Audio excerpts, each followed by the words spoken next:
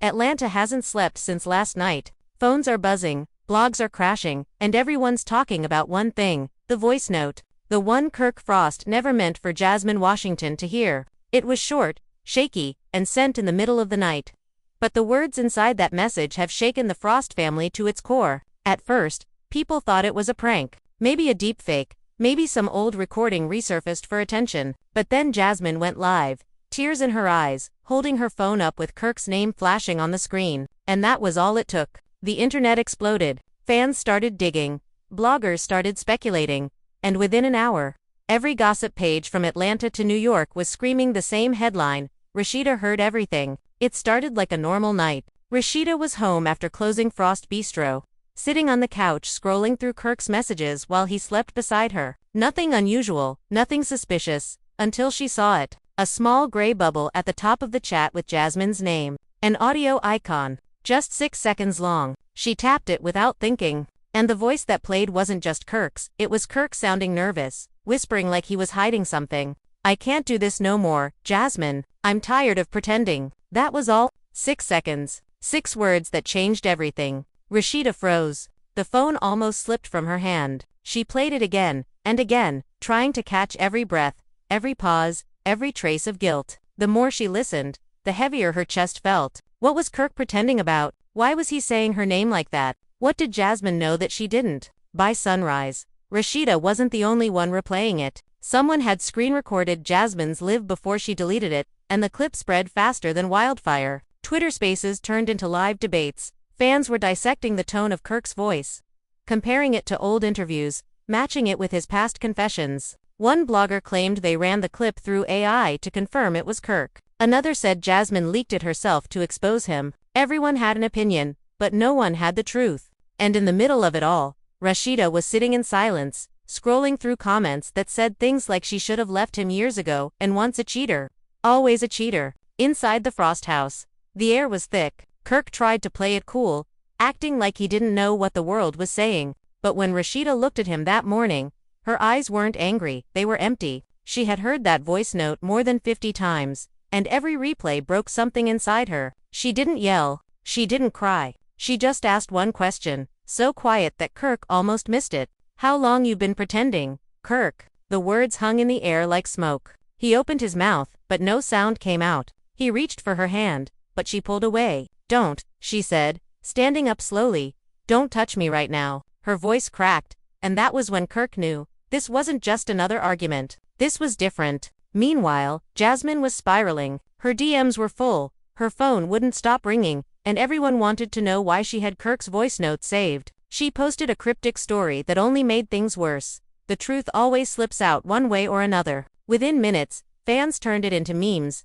edits, and theory threads. Some said Kirk was leaving Rasheeda for Jasmine again. Others claimed the voice note was part of a bigger cover-up, maybe about the baby, maybe about money. No one knew for sure, but everyone had something to say. Jasmine tried to stay calm, but when she saw Rasheeda's name trending next to hers, guilt hit her like a wave. She didn't plan for any of this. Or maybe, deep down, she did. By noon, TMZ Atlanta showed up outside Frost Bistro. Reporters were shouting questions, customers were recording, and employees looked terrified. Someone from the staff leaked that Rasheeda didn't come to work that day. Kirk showed up alone, tried to smile for the cameras, but his face told the story. The weight of that one voice note was written all over him. His manager pulled him aside, whispering, "Bro, you need to fix this fast. It's getting ugly." But how do you fix something that the whole world already heard? Kirk knew he couldn't delete it. He couldn't spin it. The only thing left was to face it, and face Rasheeda. And that's exactly where everything began to unravel.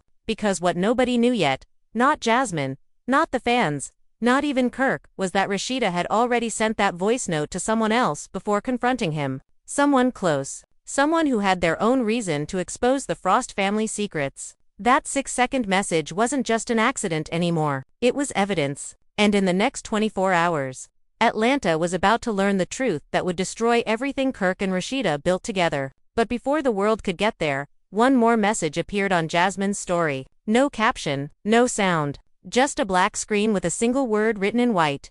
Again, Rasheeda didn't sleep that night. She sat in the living room, staring at Kirk's phone, the same one that started it all. Every few minutes she replayed the voice note, hoping she'd somehow misheard it, hoping maybe it wasn't what it sounded like, but every replay sounded clearer. Kirk's voice cracked in the same spot, his breath hitched the same way. I can't do this no more, Jasmine. I'm tired of pretending. There was no misunderstanding that. It was personal. It was raw. And it wasn't meant for anyone else's ears. Her mind kept racing, pretending about what? The marriage, the loyalty, the public image they'd built after years of cheating scandals and reconciliations. The house was silent except for the sound of the fridge humming in the background. Kirk was asleep upstairs, unaware that his world was about to collapse again. Rasheeda opened her messages and saw the thread with Kendra. She hesitated for a long time before typing, "Girl, I need you to hear something." She attached the voice note and hit send. Within seconds, the typing bubbles appeared.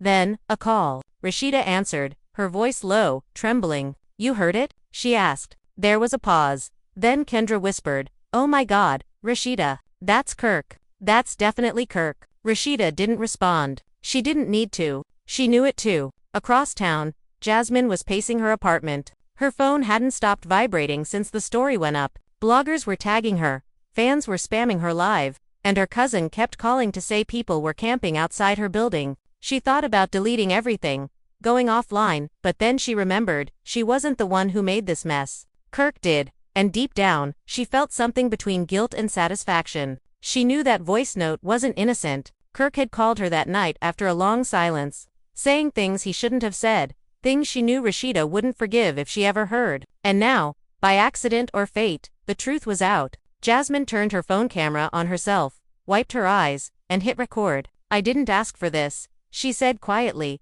her voice shaky but deliberate. "But maybe it's time y'all know that sometimes, people only pretend when they scared to tell the truth." She didn't name Kirk, didn't explain the message, but that was all fans needed. Within an hour, #pretending was trending, and Jasmine's clip hit 1 million views. Even celebrities started commenting, some showing support, others calling her out for stirring the pot again. Back at the Frost house, Kirk woke up to chaos. His phone was flooded, missed calls from his manager, texts from producers, even a message from Mona Scott saying, "We need to talk about this footage." He ran downstairs and found Rasheeda standing by the window, still in her robe, staring outside like she'd seen a ghost. "What's going on?" he asked, rubbing his eyes. She didn't answer. She just turned around, phone in hand, and hit play. The sound of his own voice filled the room. Kirk froze. He didn't move, didn't blink, just stood there watching her. When the message ended, Rasheeda lowered the phone and said, "You want to tell me what that was?" "Baby, it's not what you think," he started, but she cut him off. "Don't baby me, Kirk, not right now. What are you tired of pretending about? Say it." Her voice shook, but she didn't look away. Kirk stepped forward, hands raised, trying to stay calm. "That message wasn't supposed to go to her," he said quietly. "Then who?" "Kirk. Who was it for?" she snapped. His silence said everything. Rasheeda's chest tightened, her eyes glistened, but she refused to cry in front of him. "You got 6 seconds to explain. Because right now, I don't even know who I'm married to." Kirk looked defeated. "It was old. I recorded it months ago," he mumbled. "I was venting about the show, about how fake everything feels sometimes. I never meant for it to go to Jasmine." He tried to sound convincing, but even he didn't believe himself. Rasheeda shook her head slowly. "So out of everyone in your phone, you accidentally send your little breakdown to her. You expect me to buy that?" She turned away, her voice trembling. "You think I'm stupid, Kirk?" The argument grew louder, echoing through the house. Kirk tried to reach for her, but she pulled back. "Don't touch me," she shouted, her voice cracking. "I stood by you when the world called you every name in the book. I forgave you when you had a baby on me. And this is what I get, another lie." Kirk's jaw clenched. "You think I wanted this?" he said, raising his voice now. "You think I meant for that to happen?" Rasheeda turned, eyes burning. "You keep saying that like it makes it better. You meant to say those words, Kirk. That's what hurts. The truth don't slip out by mistake." Outside, fans were gathering. Someone had posted Kirk's car location, and a small crowd stood by the gate shouting questions.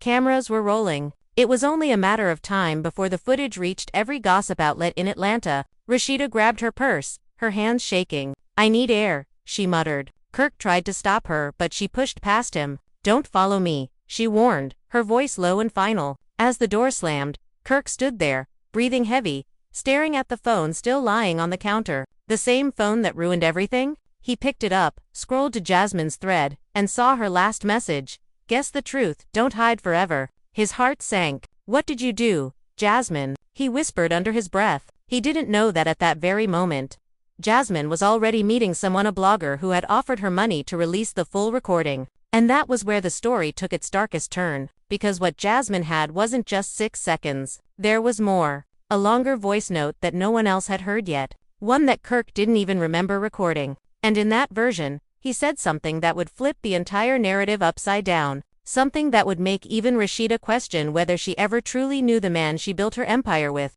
But that revelation was still a few hours away. For now, Rasheeda drove aimlessly through the city, her mind racing, tears streaming down her face. Every streetlight blurred, every memory with Kirk played like a movie in her head, his proposals, their anniversaries, their family vacations, all tainted now by one accidental message. Her phone buzzed again. It was Kendra texting, "You're trending everywhere. Go private before it gets worse." Rasheeda didn't respond. She threw the phone onto the passenger seat, turned the music up, and whispered to herself, "No more pretending." Back at Jasmine's place, the blogger pressed record. "So tell us," he said, leaning forward, "what's on that second voice note?" Jasmine hesitated, took a deep breath, and said, "Something nobody's ready to hear." The next morning, Atlanta was louder than ever. Radio hosts, gossip, blogs, and even Breakfast Club clips were replaying that same 6-second audio like it was breaking news from the White House. Every word Kirk said was now dissected like a crime scene.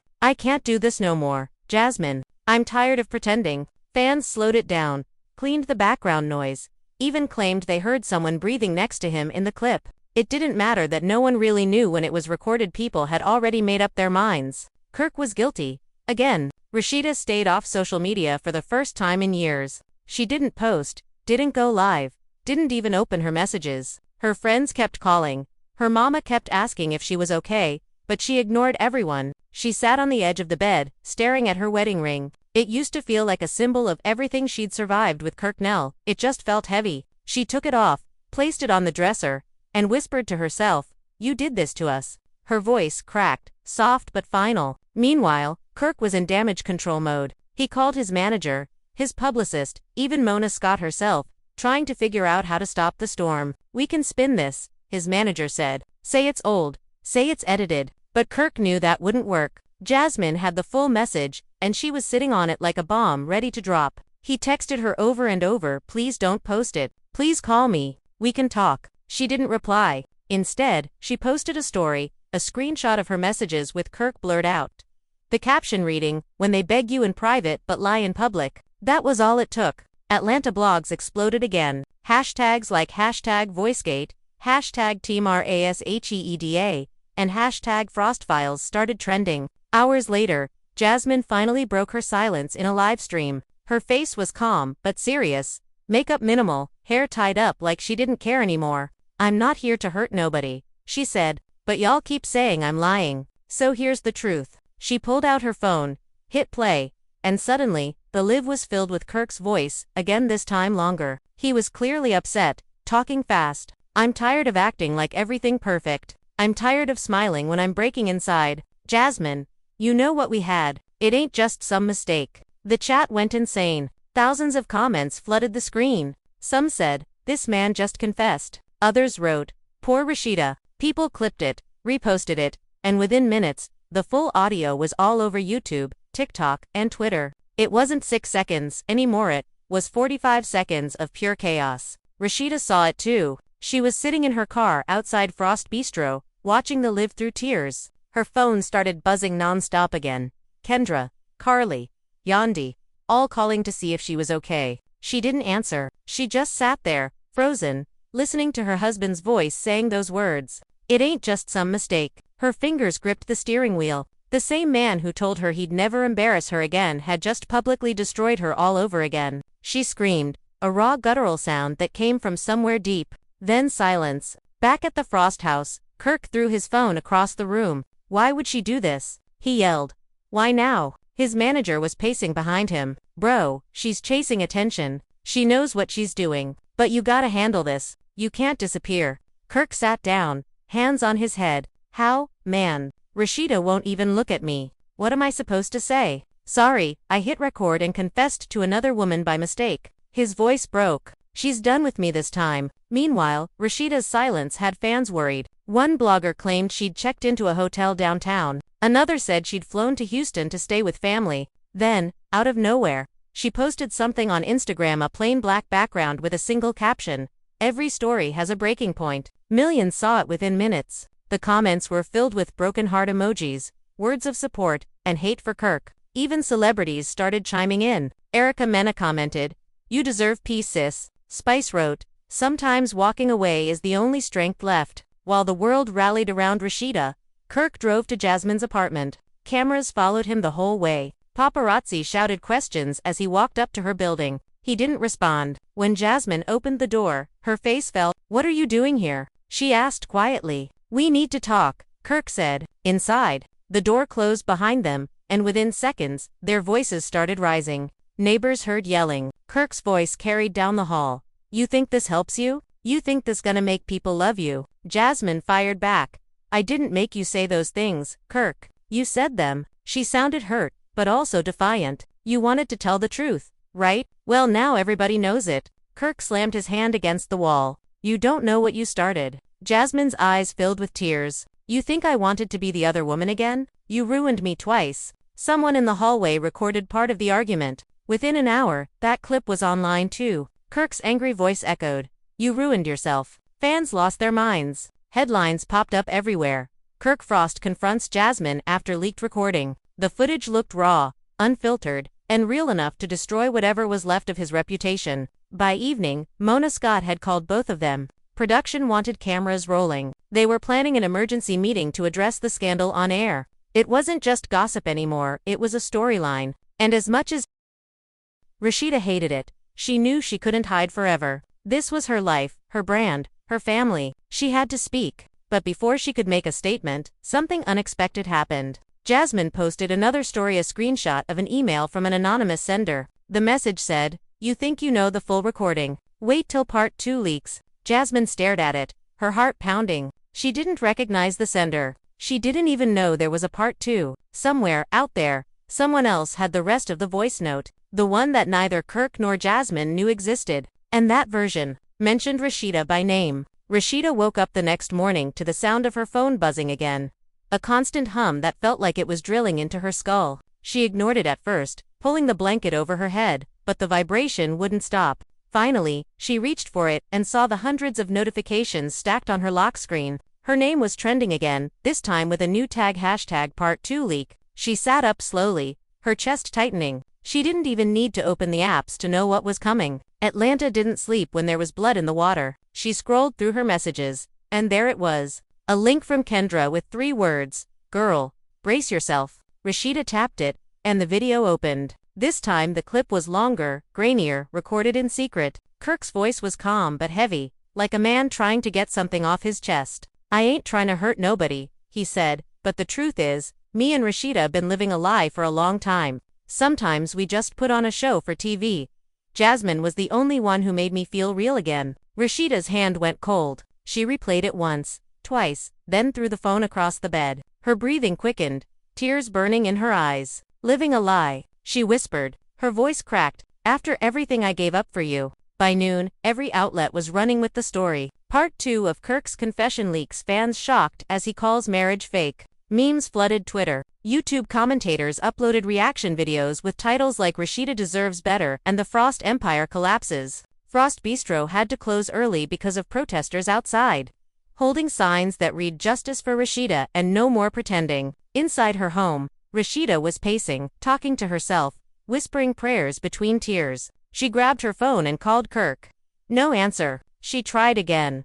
Nothing. Finally, she texted him, "Come home now." Kirk was sitting in his car in a random parking lot, eyes red, staring at his reflection in the rearview mirror. His phone buzzed, and he saw her message. For a second, he considered ignoring it. He didn't have the strength for another fight, but something told him he couldn't hide anymore. He started the car and drove home. When he walked in, Rasheeda was waiting in the kitchen, her arms folded, her eyes swollen but sharp. The air felt heavy. Kirk tried to speak, but she cut him off. "Don't say a word," she said quietly. "Just tell me one thing, was any of it real?" He froze. You know it was, he said softly. Don't do that, Rasheeda. She laughed bitterly. Don't do what? Believe what you said with your own mouth. She picked up the remote and played the leaked clip again. Kirk's voice filled the room, calm and damning. Me and Rasheeda been living a lie. Kirk rubbed his forehead. That was edited, he muttered. They spliced that up. Rasheeda slammed her hand on the counter.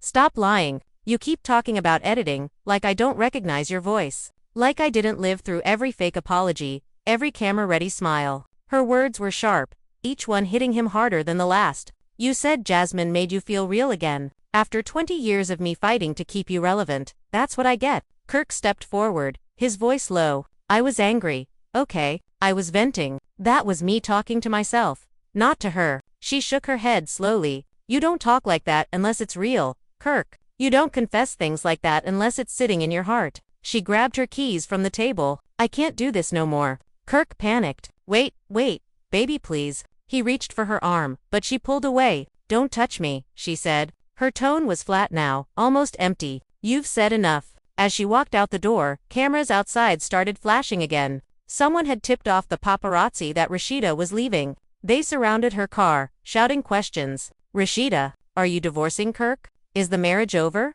She didn't answer, didn't even look at them. She got into the car, slammed the door, and drove off. Hours later, Jasmine went live again. She looked nervous this time, pacing back and forth in front of her phone. I didn't leak part 2, she said quickly. That wasn't me. Somebody's playing games with this. Comments poured in, calling her a liar, some defending her, others tearing her apart. Y'all don't understand, she said, almost crying. I never wanted it to go this far. I didn't even have that clip. She paused for a long time, then added, somebody else got it, and they want both of us destroyed. People didn't believe her, but what she said was true. That second leak didn't come from Jasmine's phone, it came from an anonymous burner account linked to an Atlanta media insider. Rumors started flying that someone inside production leaked it for money. Others claimed Mona Scott herself orchestrated it to boost ratings. Kirk and Jasmine both denied involvement, but by then, it didn't matter. The damage was done. By the end of the day, Rasheeda checked into a hotel downtown under a fake name.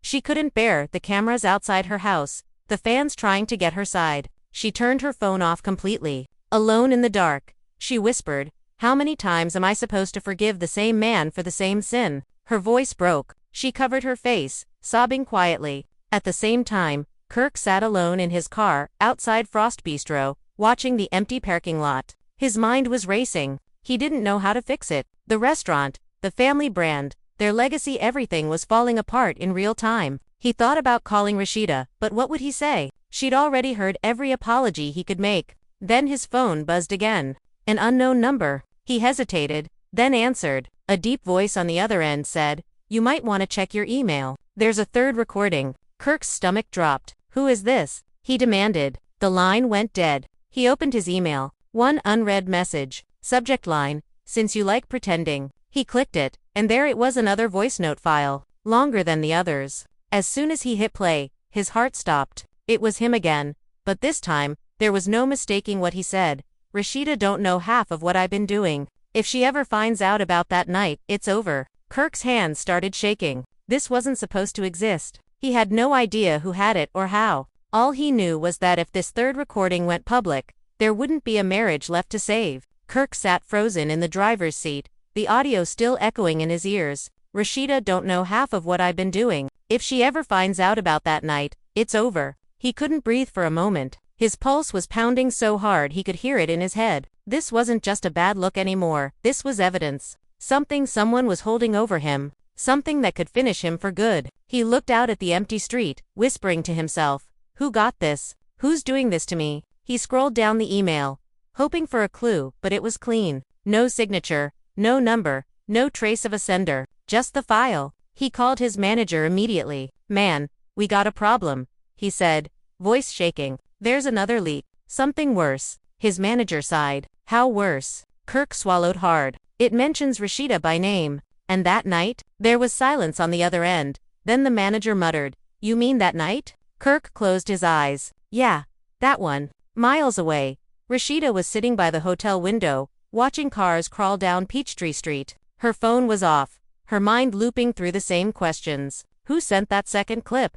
Why now? She picked up her notebook, the same one she used to jot down ideas for her boutique. But instead of business notes, she started writing feelings, raw, broken sentences that spilled from her chest. You promised me peace. You gave me chaos. I'm tired of saving you from your own lies. She stopped mid-sentence when she heard a knock on the door.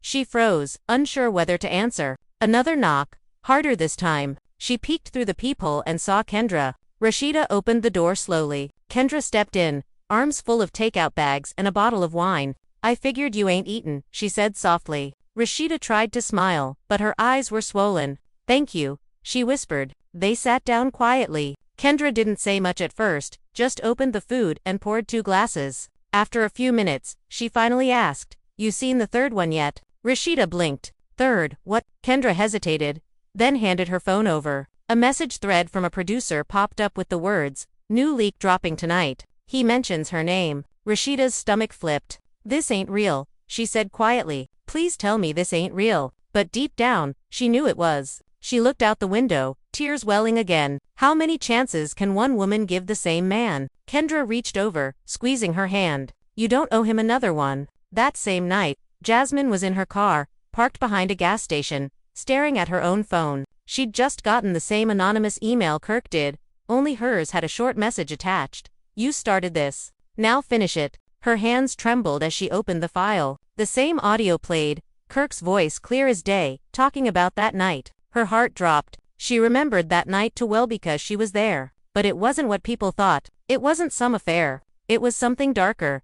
Something Kirk had begged her never to talk about. A night involving a deal gone wrong, a cover-up, and a secret he thought was buried. Jasmine had kept it for years, thinking it would stay forgotten. Now somebody had found out. She dialed Kirk immediately. He picked up on the first ring. You got it too? She asked. Yeah, he said quietly. You know what this means, right? Jasmine exhaled. Somebody's coming for both of us. Meanwhile, bloggers were already teasing the third part. Atlanta was bracing for another digital explosion. The Shade Room hinted they'd received exclusive new audio from an anonymous source. Fans went wild. Every page was counting down to midnight. Hashtag FrostLeak3 was trending before it even dropped. Inside her hotel room, Rasheeda sat with Kendra, watching the storm unfold online. She didn't want to see it, but she couldn't look away. Comments poured in by the thousands. This can't be real. He really said that. Poor Rasheeda. She felt the humiliation creeping in.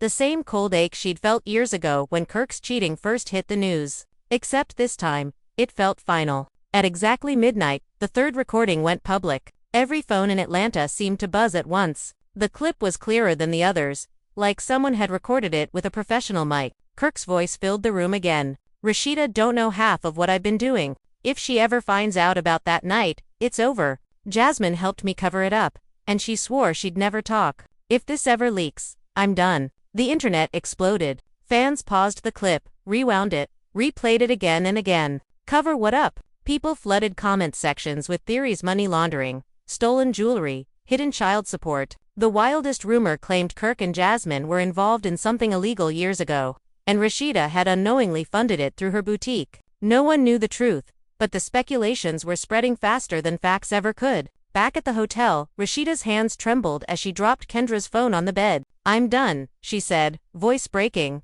This ain't just cheating no more. This is betrayal. Kendra nodded, tears in her eyes. Then leave him, sis. For real this time. Rasheeda wiped her face, whispering, I gave him half my life. Kendra pulled her close. And you can take it back. At the same time, Kirk's phone was lighting up nonstop: producers, lawyers, even old friends calling to ask what was going on. He didn't answer any of them. He just sat there, staring at his reflection again, realizing the storm was too big to stop. Jasmine texted him one last time. They're not after me, they're after you. He read it twice, then looked up as police lights flashed outside his house. Someone was at his door, pounding loud. He walked to the window and saw 2 detectives standing there. One of them held up a paper. A warrant? Kirk froze. Whatever secret he thought was buried that night wasn't buried anymore. The knocks grew louder, harder, echoing through the Frost house like thunder. Kirk's stomach turned as he opened the door and saw the badges. 2 detectives, stone-faced, one already holding a folder. Mr. Frost, the taller one said. Kirk nodded slowly. We have some questions about a recording that's been circulating. Kirk blinked, pretending confusion. Recording? You mean the gossip stuff online? The detective's tone didn't change. We'd prefer to discuss it somewhere private. Kirk hesitated. I ain't done nothing. Then you got nothing to worry about, the detective replied. He stepped aside, letting them in. The living room was still dark, except for the TV flickering with muted headlines about him. One detective sat on the couch, opening the folder. Inside were printed screenshots, emails, text threads, transcripts of the leaks. These came from an anonymous source, he said. Whoever leaked them claims you were involved in an incident 3 years ago. Something that happened off camera during the Puerto Rico shoot. Kirk's chest tightened. That's a lie, he said quickly. People making stuff up for clicks. The detective looked up. Then why does your voice describe it in detail? Kirk didn't answer. He couldn't. That night in Puerto Rico he remembered too clearly. The fight at the villa, the shouting, the crash. Jasmine crying in the corner while he stood over a broken table. Someone had gotten hurt. Badly. Production had covered it up to protect the show, but it was the one secret that still haunted him. And now, somehow, it was back. He tried to keep his tone calm. Look, man, whatever that is, it's old. Nothing happened. The detective closed the folder. We'll see. Don't leave town. They stood, walked out, and the sound of the door closing felt like a countdown starting. Kirk sat back on the couch, his hands shaking. Across town, Rasheeda was still awake. She couldn't stop scrolling. Couldn't stop reading the comments. People were tagging her non-stop, calling her the queen who didn't deserve this. Others saying she must have known. She turned her phone face down and stared out the window. Atlanta's skyline blinked back at her like a heartbeat. She whispered, how did it come to this? Her thoughts drifted to the beginning when she and Kirk built everything together from scratch. Hustling music out of car trunks, dreaming about family, stability, peace. She'd always told herself that no matter what happened, they'd survive it. But tonight, she felt something break quietly inside her. Not anger, not shock, just the final snap of belief. Her phone buzzed again. It was Jasmine. Rasheeda hesitated, then answered. Silence for a few seconds. Then Jasmine's voice came through, small and tired. I didn't mean for it to go this far, she said. Rasheeda didn't respond. Jasmine kept talking. That third recording. I didn't leak it. I swear to God, I didn't. Rasheeda's voice was flat. Then who did? Jasmine took a shaky breath. I think it's someone from production. They're trying to destroy him. Maybe both of us. Maybe you too. Rasheeda frowned. Why would they want that? Jasmine sighed. Because drama sells? They want another season out of our pain. The line went quiet. Rasheeda finally said, whatever this is, Jasmine, I'm done playing in it. She hung up. The next morning, the city was already buzzing. TMZ Atlanta released a headline. Exclusive. Police visit Kirk Frost after leaked confession. Paparazzi swarmed Frost Bistro. Reporters shouted questions at employees. Customers filmed from their phones. Inside, Kirk's manager was losing his mind. Bro, this is spiraling. We can't control the narrative. Kirk rubbed his temples, then let it go. I'm tired. Tired? His manager snapped. You about to lose everything. Man. Kirk didn't respond. He knew. Meanwhile, Rasheeda packed a bag. She didn't call anyone, didn't leave a note. She folded her clothes neatly, placed her wedding ring on the nightstand, and paused for a moment to look around the room one last time. She took a deep breath and whispered, you win, world. Then she walked out. Hours later, Jasmine showed up unannounced at Kirk's door. She looked panicked, eyes red from crying. They're threatening me now, she said. Somebody sent me a message saying if I don't hand over everything, they'll release the video from that night. Kirk froze. What video? Jasmine pulled out her phone. The one from Puerto Rico. Somebody had cameras running. They got footage. He grabbed the phone from her and scrolled. Sure enough, an anonymous account had posted a still frame him standing in the villa, face twisted in anger, broken glass on the floor, Jasmine crying in the background. The caption read, the real story behind the voice note. Kirk felt his knees weaken. They had cameras in there, he muttered. Jasmine was trembling. They're saying you paid to hide it. Within an hour, the photo hit every gossip site. Was Kirk Frost violent in Puerto Rico? New footage reignites questions about Frost marriage. Rasheeda saw it too. She closed her eyes, whispering, no more. By sunset, Kirk's phone buzzed again. A new message from the same unknown number. You thought the recordings were bad. Wait till they see the footage. Time's up. He looked up just as police cars pulled into his driveway for the second time that week. This time, there was no knocking. Just flashing lights, footsteps, and the sound of someone shouting, Kirk Frost, we need you to come with us. He looked back at the house, empty and quiet, the life he'd built slipping through his fingers. And somewhere across the city, Rasheeda stood on a hotel balcony, watching those same blue lights flicker in the distance. Not knowing they were for him only, knowing that whatever love was left between them had finally burned out. The news hit Atlanta like an earthquake. By morning, every headline screamed the same thing. Kirk Frost taken in for questioning after leaked Puerto Rico footage. Helicopters hovered over his home. Fans stood outside Frost Bistro crying. And every radio host had an opinion. How many chances can a man get? Is this the end of Rasheeda and Kirk for real this time? It wasn't just gossip anymore. It felt like the entire city was holding its breath. Inside the police station, Kirk sat in a cold room with fluorescent lights buzzing overhead. He looked exhausted, face pale, hands clasped tight. A detective slid a tablet across the table. "We got the full footage," he said. "This your face, this your voice. You want to explain what went down that night?" Kirk took a deep breath, eyes on the screen. There he was 3 years younger, pacing a villa in Puerto Rico, yelling. Jasmine was sitting on the couch, crying, begging him to calm down. A crash followed. Something shattered. The camera shook, but his voice was clear. "You can't tell nobody about this. Not Rasheeda. Not nobody." He dropped his head into his hands. "That's not what it looks like," he said quietly. The detective leaned forward. "Then tell us what it is." Kirk hesitated. "We were arguing. I didn't touch her. I swear to God, I didn't." The detective studied him for a long moment, then said, "Funny thing is, Jasmine says the same. Says you never hit her. Says she was protecting you. But that's not what the internet believes." Kirk looked up slowly. "So I'm being punished for something that didn't happen." "You're being punished," the detective replied, "for letting people record your sins and thinking you could hide 'em forever." At that same moment, Rasheeda was packing the last of her things. She'd checked out of the hotel and gone home quietly, not to reconcile, but to collect the life she was leaving behind. She moved through the house slowly, touching the furniture, the photos, the memories that didn't feel like hers anymore. Her mother called while she was folding clothes. "Baby, you okay?" she asked softly. Rasheeda hesitated. "No, Mama, but I will be." She hung up and looked at the empty space on her hand where her ring used to be. Meanwhile, Jasmine was spiraling again. Her apartment had become a war zone of cameras, flowers, and hate mail. One moment fans were calling her brave, the next they were calling her homewrecker. She sat by the window, scrolling through messages, until she found one that made her stop cold. It was another anonymous text. "You didn't leak it, Jasmine. We did.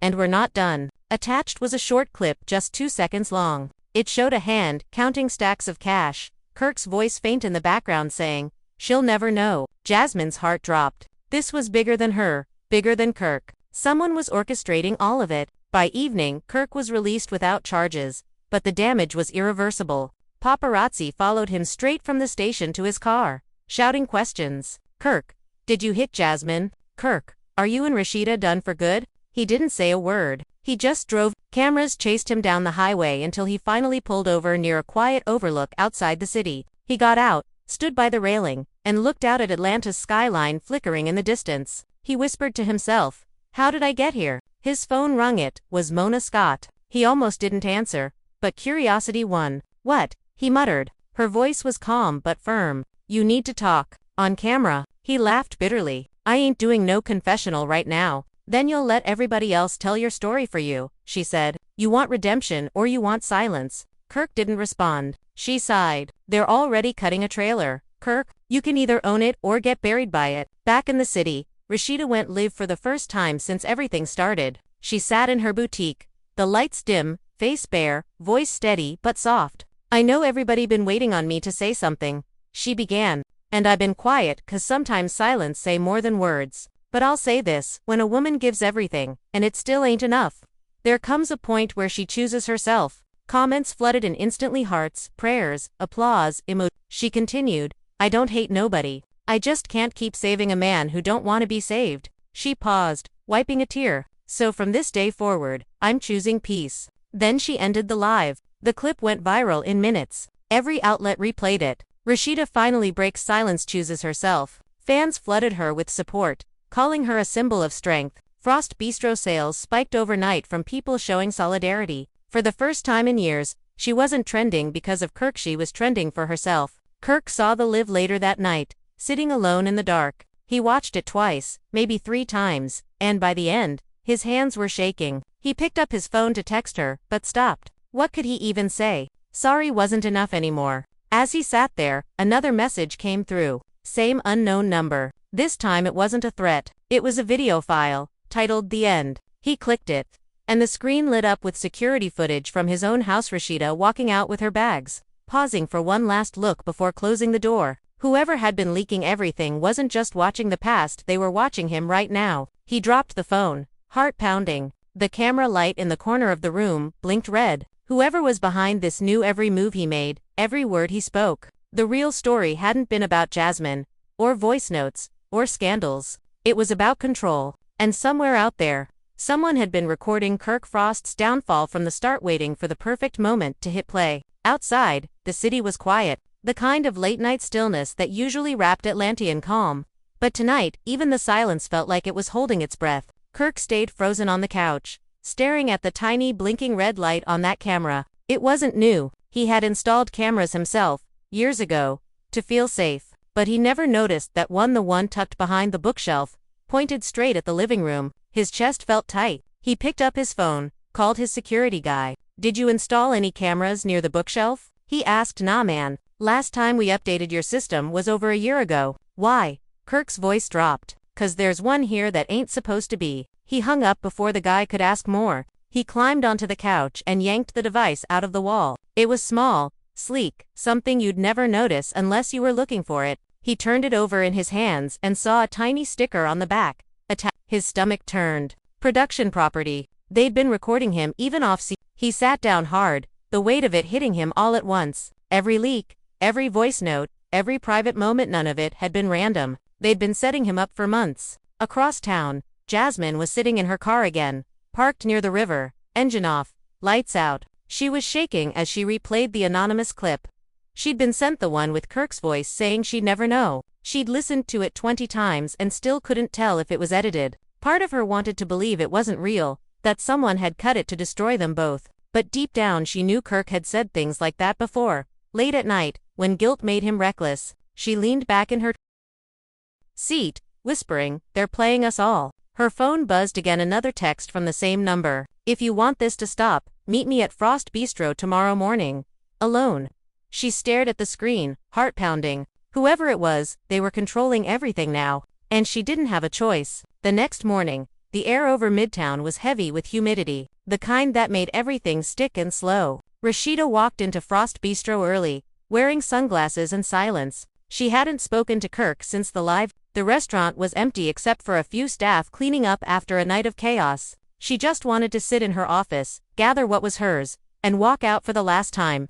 But when she stepped inside, she froze. Kirk was already there, sitting at their usual table. He looked older overnight, eyes sunken, voice quiet. "I didn't know you'd be here," he said. "I'm just getting my stuff," she replied. She started walking past him, but he stood up. "Rasheeda, please, just let me say one thing." She didn't answer, but she stopped. "They've been recording us," he said. She turned, frowning. "What?"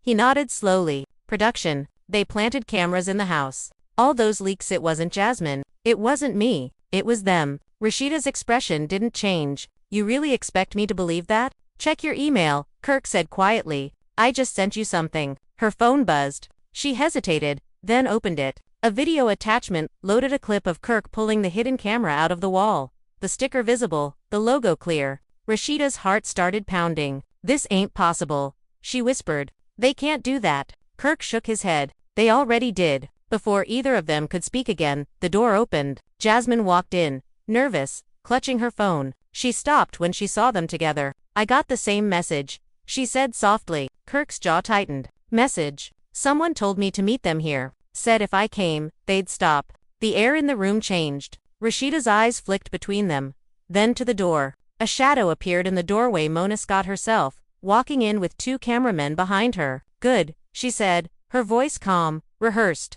"You're all here." Kirk's face went blank. "What is this?" Mona smiled. "It's what you signed up for. Real life, real drama. You think we were just gonna let the biggest scandal of the season end off commercial?" Rasheeda took a step back. "You used us." Mona shrugged. "No. I filmed you." "You let it happen?" Jasmine's voice trembled. "You leaked our private lives." Mona tilted her head. "Your private lives made you famous, sweetheart. Don't act brand new." She turned to the cameras. "Roll sound." Kirk's fists clenched. "Turn that off," he growled. Mona smiled again. "Go ahead, Kirk, give us the ending. The people deserve closure." He stepped forward, voice low but shaking. "You think you can destroy my family for views?" She looked at him calmly. "Your family was already breaking, Kirk. I just made sure people saw it happen." Rasheeda stood there, tears welling, realizing this was the final betrayal, not from Kirk, not from Jasmine, but from the machine they'd all built their lives around. She reached up, pulled off her mic pack, and set it on the table. "I'm done." She looked at Jasmine, then at Kirk. "Both of y'all can chase whatever's left of this circus. I'm choosing peace for real this time." Mona didn't stop her as she walked out. The cameras followed her to the door, but Rasheeda turned and stared straight into the lens. Her voice was quiet but steady. "You can't script the truth." Then she left, the sound of her heels echoing down the hallway. The footage aired weeks later as the season finale. It became the most watched episode in love and hip-hop history. Kirk sat alone in the final scene, eyes on his phone, the camera zooming in on the empty contact name that used to read "My wife." Jasmine deleted her social media that same night. Mona Scott posted a single caption, "Reality always wins." And somewhere in Atlanta, Rasheeda started over. No cameras, no scripts, no pretending, just silence, peace, and a woman finally free from the voice notes that once defined her story. Weeks passed, and Atlanta finally began to quiet down. The frenzy that had swallowed the city, tweets, lives, think pieces, hashtags had started to fade into background noise. Frost Bistro reopened under new management. The show moved on to a new scandal, but the Frost name still hovered in conversations, like smoke that refused to clear. Rasheeda spent her mornings at the small studio she'd rented downtown, a quiet space where no one recognized her. She filled the walls with sketches for her boutique playlists she used to dance to, half-finished notebooks of lyrics she'd written before reality TV turned her life into a storyline. When the sunlight poured through the blinds, she'd close her eyes and breathe, just to remind herself that she still could. Her phone stayed silent most days, except for messages from Kendra checking in. She never replied right away. Some days she didn't reply at all. It wasn't because she was bitter, she was just learning how to live without explaining herself. People still tagged her in posts about Kirk, but she didn't click them anymore. She'd learned that peace meant not needing the last word. Kirk, on the other hand, couldn't disappear even when he tried. Every restaurant he entered turned into a stage. Every phone pointed his way. When the new season aired, people froze the scene of him sitting alone at Frost Bistro and turned it into a meme. When you finally realized she was the Empire, he saw it once while scrolling and shut the phone off for good. He sold the house quietly, packed up what was left, and moved out to a smaller place outside the city. The neighbors didn't care who he was. The quiet was brutal at first. Every sound felt like an echo of something he'd lost. Rasheeda's laugh, his kids running down the stairs, the background noise of a house that used to feel alive. He started going on long drives at night, just to fill the silence. Sometimes he'd end up parked outside the studio where he knew she worked, just sitting there in the dark. Not to see her, but to remind himself that she was still real. One night, Jasmine called. It was the first time he'd heard her voice in weeks. "They reached out again," she said. "Production wants to do a reunion special. Say it's about closure." Kirk didn't even hesitate. "I'm done," he said flatly. Jasmine sighed. "Me too." For a few seconds, neither spoke. Then she added, "I know you hate me, but I didn't leak those recordings." Kirk's voice softened. "I know. Then why you never said it?" "'Cause it wouldn't matter," he said quietly. "They already decided what they wanted to believe." The call ended with a quiet goodbye. Jasmine deleted his number right after. That night, she packed her own bags and drove to Charlotte to stay with family. She'd had her name dragged enough times to last a lifetime. For the first time since the scandal, she slept without nightmares. The only one who still thrived off the chaos was Mona Scott. She did interviews, smiling smoothly while explaining how the finale had pushed boundaries of reality storytelling. She called it art. She called it truth. Behind the scenes, she signed new cast members, ready to spin the next story. The Frost fallout had made her millions. She never looked back. And then, months later, something unexpected happened. Rasheeda was walking through Piedmont Park when a fan stopped her. A young girl barely 20, trembling with excitement. "You don't know what you did for me," the girl said. "The way you walked away on that finale. I left my boyfriend that week. I realized I didn't have to stay broken to be loved." Rasheeda smiled for real for the first time in months. "That's your strength," she said softly. "Not mine." That night, she went home, opened her laptop, and started writing again. Not lyrics this time letter. Pieces of her story, written the way she wanted it told. No edits, no producers, no angles. She called it the Frost Files. The truth behind the cameras. It wasn't about revenge. It was about closure. When the book finally came out a year later, it sold out in 2 days. Critics called it raw, human, and heartbreaking. Kirk read it quietly in his kitchen, page by page. When he reached the final line, he stopped and read it twice. Forgiveness doesn't mean I'm waiting. It means I'm free. He closed the book, set it down, and looked out the window. For the first time, he didn't feel angry or defensive, just empty in a way that felt like peace trying to find its place. And somewhere across the city, Rasheeda smiled faintly as her phone buzzed on email notification from her publisher. Subject line, #1 on the charts. She turned the screen over, leaned back, and whispered to herself, "No more pretending." Spring came early that year, soft and strange. Atlanta was quieter, gentler.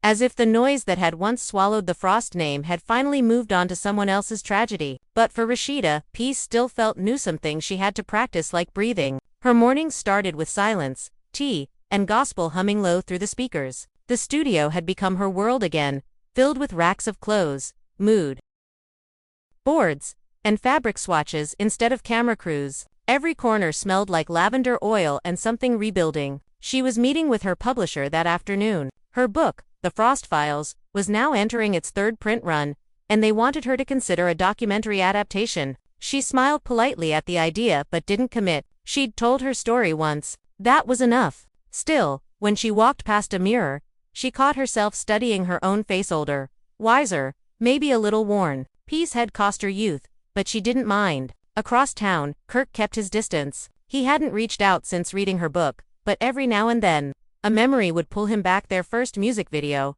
their kids' birthdays, the way she used to hum before interviews. He'd tried to rebuild too, opening a small studio out by Decatur, producing new artists. It wasn't fame anymore. It was work that let him hide. Then one afternoon, a package arrived at his door. No return address. Inside was a single DVD labeled Final Cut. He didn't own a player anymore, so he borrowed one from his neighbor and watched. It wasn't from production, or the show, or any tabloid. It was from a fan, someone who had edited together clips from every season, interviews, and leaked footage, ending with Rasheeda's line, "You can't script the truth." The video cut to black with the words, "Thank you for teaching us what real love looks like, even when it breaks." Kirk sat there for a long time, the reflection of the TV flickering across his face. Then he got up, stepped outside, and started walking. That same night, Rasheeda hosted a private event at her studio, a soft launch for her new fashion line, Reborn. It wasn't flashy, just family, friends, and quiet faces who'd stood by her.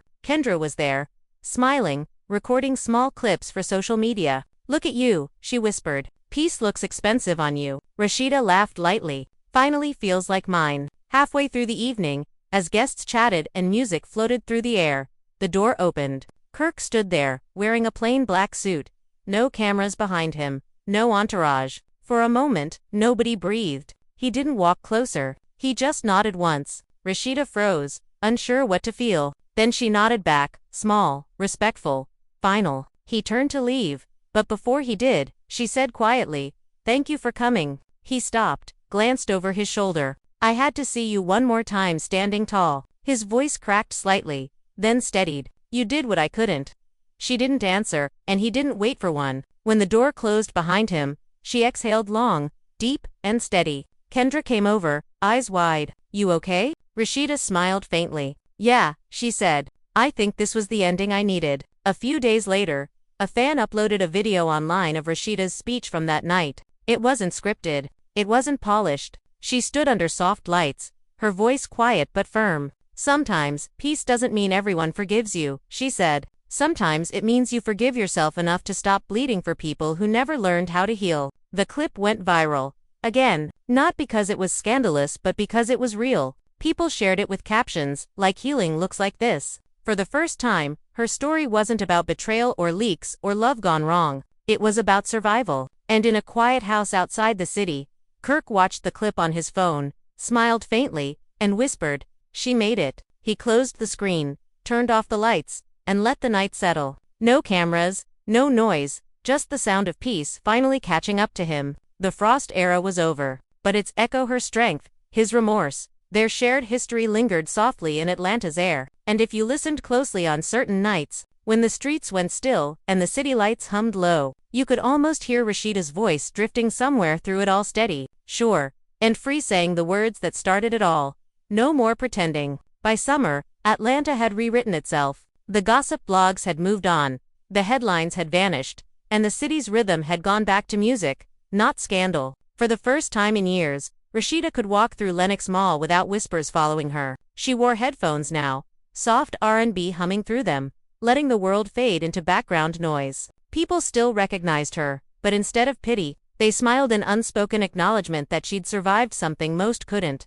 The Reborn collection kept growing. Women came from different cities to her pop-ups, calling her designs armor with style. She didn't talk about Kirk anymore, not out of spite, but because her story had finally moved past him. Interviews came and went, but she chose her words carefully, speaking about purpose instead of pain. For a long time, I thought strength meant holding on, she told one magazine. Turns out, it means letting go without hate. Kirk's life had slowed down to something quiet, almost ordinary. He spent his mornings walking the trail behind his house, earbuds in, old soul music playing low. Some days, he produced small projects for local artists. Other days, he just sat on the porch, watching the light change, thinking about how he used to chase every kind of noise. The house stayed neat, almost too neat. He didn't drink much anymore. The phone rang less, but that felt right. When he did get recognized, it was usually older fans saying, "Man, I hope you're doing better." He'd nod, smile faintly,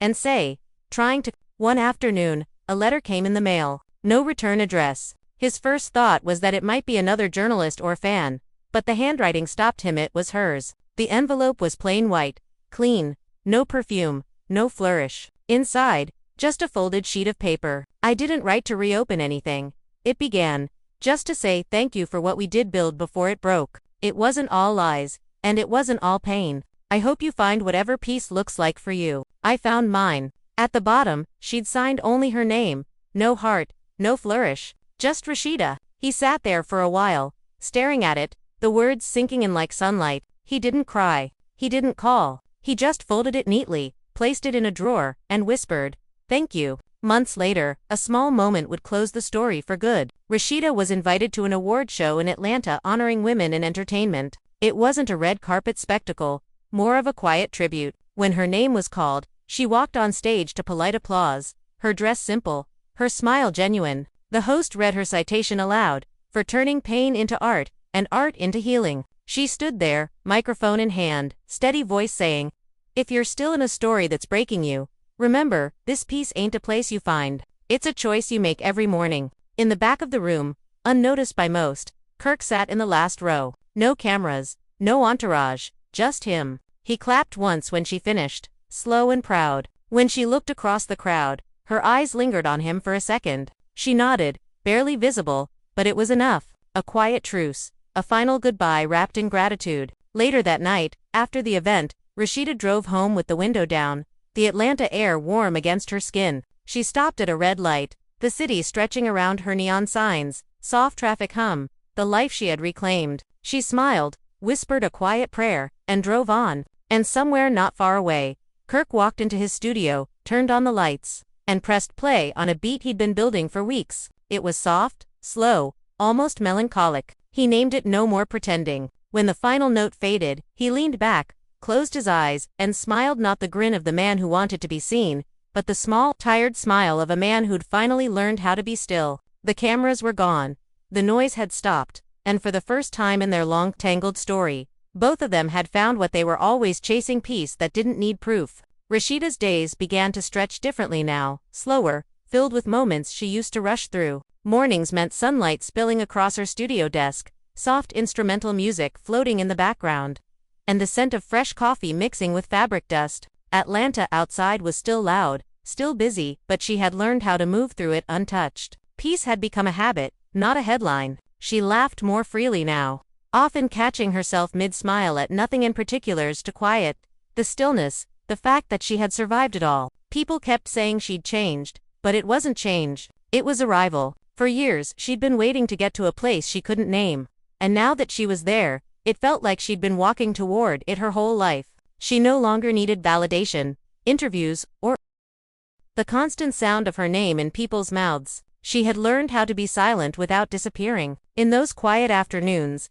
she'd sometimes hum old melodies, ones she'd written back when she still believed in forever. The melodies didn't hurt anymore, they felt like stories she had told long ago, chapters from another book. One day, she found herself standing by the mirror in the studio, wearing one of her new designs, a long silk dress in deep gold. She turned slightly, studying the reflection. She whispered to herself, "You made it." No cameras, no audience, no applause. Just her voice and the soft echo of gratitude. Around the same time, Kirk was finding small redemption in ways no one saw. He spent his mornings teaching a few young artists how to record, how to layer harmonies, how to make music without chasing fame. Sometimes they didn't even realize who he was until much later, when they'd search his name online. They'd look up in disbelief, saying, "Wait, you're that Kirk Frost." He'd smile faintly, nod, and say, "Used to be." Then he'd show them how to fix a chord progression or level their vocals. It was a quiet kind of healing, helping others make something pure out of noise. He'd learned to live alone without being lonely.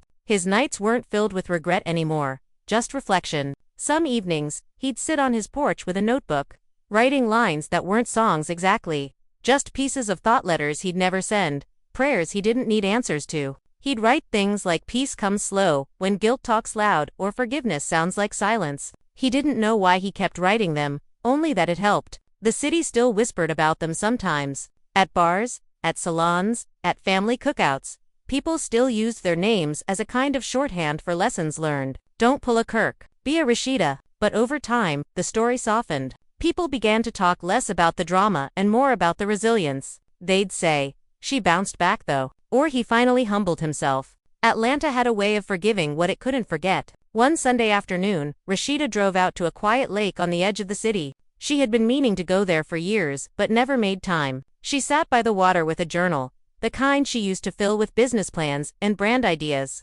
This one was different. It was just for her. She started writing letters she'd never send. One for her younger self, one for the woman she had been at her breaking point, and one for the man who had loved her imperfectly. She wrote slowly, the breeze lifting the corners of the pages. "Dear me," she wrote, "you tried too hard to be everything for everyone, but I'm proud of you for never losing your softness. You made it through." She smiled faintly as she wrote the last words, then closed the journal and leaned back against the bench. The sunlight shimmered across the water like glitter, and she thought about how sometimes, peace looks exactly like that, something still, but alive. That same evening, Kirk received an email from a small local station asking if he'd be open to an interview. Not about the scandal, not about the past, just about music. He hesitated for a long time. Part of him wanted to say no, to stay invisible, but something in him whispered that maybe this was a way to close the loop. He agreed.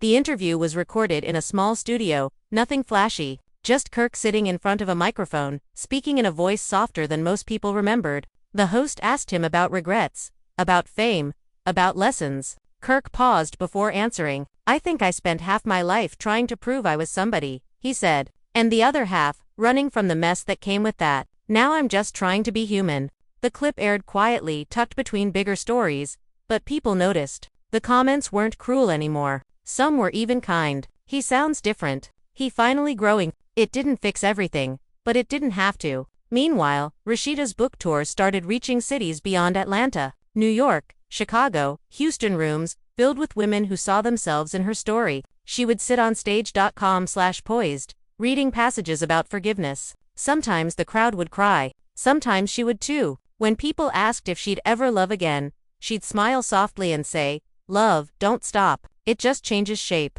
One night after an event in Dallas, she returned to her hotel room and found a small envelope slipped under the door. No name, no message, just a folded note inside that said, "Thank you for showing the world what grace looks like." She never found out who left it, but it felt like closure wrapped in kindness. Months passed that way, soft, steady, simple. Kirk released a quiet compilation album, mostly instrumental, with one track at the end titled "For Rasheeda." No lyrics, just piano and strings. He didn't promote it, didn't tag her, but the internet found it anyway. Fans flooded her comments, asking if she'd heard it. She didn't reply. She just posted a photo of the sunrise with the caption, "Healing sounds like this." They didn't see each other for nearly a year. Not on purpose, not out of avoidance. Life just moved differently now. But one afternoon, fate, or something close to it, crossed their paths again. Rasheeda was at a charity gala for women entrepreneurs. She was speaking on stage when she noticed a familiar figure in the back of the room. Kirk stood near the exit,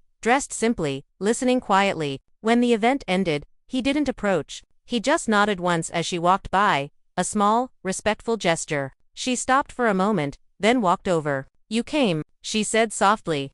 He smiled. "Had to see you win." She nodded, eyes glistening slightly. "Thank you." There was a pause long enough to feel everything unspoken between them. "You doing better?" she asked. "Trying," he said. She smiled faintly. Finally, they parted without promises, without new beginnings. Just two people who had once built a world together, now standing in the same air, healed enough to wish each other peace. The next morning, Rasheeda woke to sunlight cutting through her curtains. She sat up, made her tea, and looked out over the city. Atlanta was alive again. Cars, laughter, life. She thought of everything that had brought her here. The chaos, the leaks, the heartbreak, and she realized none of it defined her anymore. It had only refined her. She turned on her speaker and played Kirk's instrumental album while getting ready. The final track, for Rasheeda, filled the room. She let it play to the end, smiling quietly to herself. Peace had finally stopped feeling temporary. By autumn, her second book was underway, part memoir, part guide for women building from the ruins. She wrote long into the nights, pages filled with soft truths. Healing is not forgetting. It's remembering without pain. And forgiveness doesn't mean they deserve it. It means you do. Kirk, meanwhile, started volunteering at a local youth center, teaching kids how to record music. He never told them who he was. They just called him Mr. Frost. He liked it that way. One afternoon, a little girl asked, "Why you always look sad when the music stops?" He smiled gently. "'Cause sometimes, the quiet says things the words can't." She nodded, as if she understood. Time passed the way it does when pain turns into memory, softly, almost invisibly. The city forgot their headlines. New scandals rose, new stars fell. But every now and then, someone would bring them up, usually with a smile, saying, they both came out stronger. One evening, a documentary aired about the legacy of Atlanta's music scene. Both Rasheeda and Kirk appeared separately, interviewed in different locations. Rasheeda sat in her studio.com and radiant, saying, "Music raised us, but life taught us." Kirk, filmed in his quiet home, said, "We made mistakes, but we made history too." Their clips played back to back, and for the first time, the world saw them not as scandal, but as survivors. After it aired, Rasheeda received a text from an unknown number. Just one line. "Thank you for telling it right this time." She didn't need to ask who it was. She smiled, locked her phone, and went back to writing. Years later, Atlanta would still whisper their names, not with gossip, but with a kind of reverence. People would point to Rasheeda's store downtown and say, "That's the woman who turned pain into purpose." They'd talk about Kirk's studio and say, "That man used to be lost, but he found his way back." Their story had become less about heartbreak and more about what comes after the quiet dignity of survival. On a cool night near the end of that decade, Rasheeda stood on stage at an awards show, presenting a new generation of women entrepreneurs. Her voice was steady, confident. "Don't chase perfection," she told them. "Chase peace." In the crowd, Kirk clapped along with everyone else, invisible to most, but they're all the same. When the ceremony ended, the city lights shimmered outside, endless and bright. Both of them stepped into the same Atlanta night. Miles apart, yet somehow aligned. Their lives no longer tangled but running parallel. Each carrying their own kind of quiet redemption. And if someone had been close enough to hear, they might have caught the same whisper from both sides of the city, to different voices, saying the same thing softly into the dark.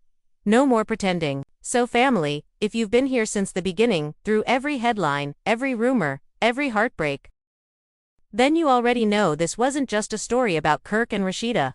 It was a story about what it means to lose yourself and still find your way back. About how love can break you, and peace can rebuild you. And now, after everything, we finally saw them walk away, not as enemies, not as victims, but as two people who learned to let go when holding on hurt too much. If you felt this journey, if you watched it unfold and found a little piece of your own healing inside it, make sure you drop your thoughts in the comments. Tell me, did Rasheeda make the right choice, walking away? Do you think Kirk truly changed? Or do you believe some loves are meant to end so both people can finally grow? Hit that like button if you felt her strength. Subscribe if you've been riding with us through every twist and every truth. And share this video with someone who needs a reminder that peace is worth more than pretending. Because at the end of the day, the drama fades, the noise dies down, and what's left is the truth. And tonight, that truth is simple. Rasheeda didn't lose Kirk. Sheeda didn't lose Kirk. She found herself. And that, family, is the real story. Stay tuned, stay grounded, and as always, keep watching, keep feeling, and keep it real.